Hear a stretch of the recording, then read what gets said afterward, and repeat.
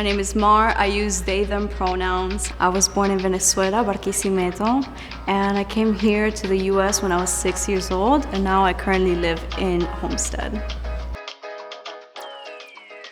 Hispanic heritage and like the arts that they do. For example, like Frida Kahlo, I think she's beautiful. I love her art. She's actually a really big inspiration, of course, as you can see. I love the music, I love the culture, the food in Venezuela. You can't go wrong with Venezuelan food. You can't. Like, it's so good. Anything that a Venezuelan makes. Inclusion. I feel like inclusion is like a big part of something that I would want to see more in the beauty community, because it's not every day that you see queer Latinos or queer Hispanic people. Here I am today thinking, you know, I'm so happy that I can express myself the way that I want to. It's very androgynous. It's a very different look, not so much, you know, from the norm.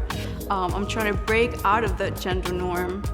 And I feel like it's very powerful, and if I can, you know, get this message to other people and they have hope and they can see that they can be themselves, then, you know, that makes me ecstatic, that makes me so happy.